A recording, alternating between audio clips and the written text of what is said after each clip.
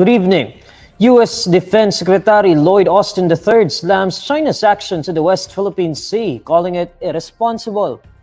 Austin makes the pronouncement during a joint press conference at U.S. Indo-Pacific Command Headquarters in Hawaii. Joining Austin were Defense Secretary Gibo Teodoro and their counterparts from Japan and Australia. Austin's remark comes after China's water cannon attack seriously injured Philippine Navy personnel and damaged Philippine vessels in two separate incidents just this March and April. Regarding our treaty with the Philippines, we've been very clear to everyone, to include Beijing, that the kind of behavior that we've seen where Filipino crews are put in danger, where troops, sailors have been injured, and property damage. That's irresponsible behavior, and it disregards international law. Meanwhile, Teodoro says it is their job as defense secretaries to ensure that a situation that would invoke the Mutual Defense Treaty would not happen. Under the Mutual Defense Pact, the Philippines and the U.S. agreed to come to each other's aid in case of an armed attack on a public vessel, troops, or an airship in the Pacific. Our jobs as secretaries is to make sure that there are no situations through capability building, through deterrence, that an MDT situation would arise.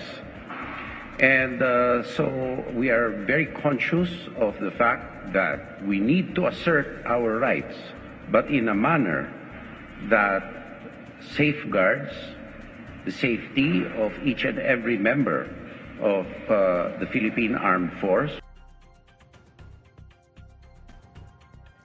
The Chinese embassy in the Philippines says there was a supposed agreement between China and the Philippines in 2016 over Scarborough Shoal. The embassy says that under what it called temporary special arrangements, Filipino fishermen can fish with small fishing boats in designated waters except in Scarborough Shoal's lagoon. It adds that the armed forces of the Philippines, Philippine Coast Guard, and other government vessels should refrain from entering the 12 nautical miles and corresponding airspace of Scarborough Shoal. According to the embassy, the Philippines had supposedly abided by the agreement for the past 7 years and claims that the current Philippine administration supposedly disrupted such arrangements.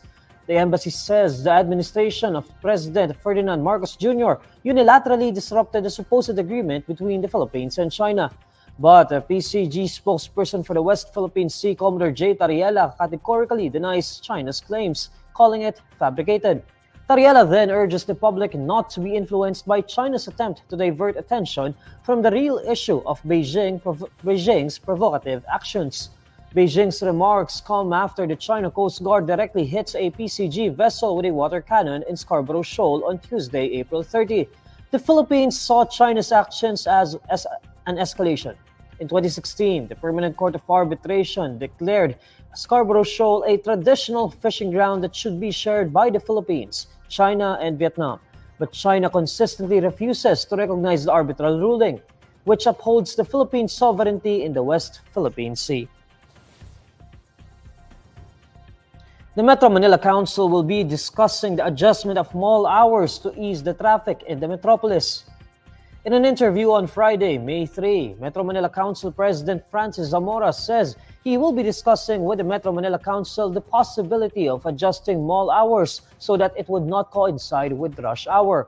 Zamora finds the adjustment of mall hours, which are typically done during the Christmas rush, as a good suggestion. The proposal comes as offices of several local government units adopt the new 7 a.m. to 4 p.m. work schedule. Metropolitan Manila Development Authority Chair Don Artes previously said the adjusted work schedules were implemented so that peak hours will be spread out.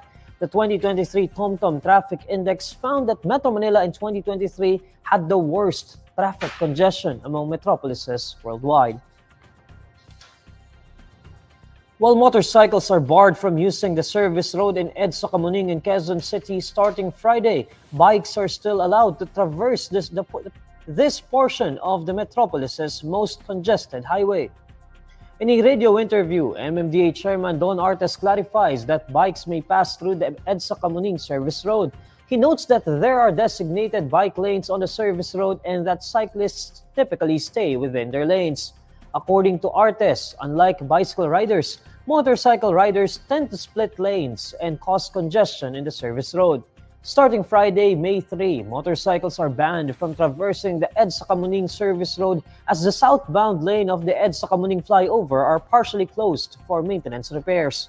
Instead of using the service road, motorcycles are now directed to take alternative routes such as Scout Borromeo, Panay Avenue, Mother Ignacia Avenue, and Scout Albano.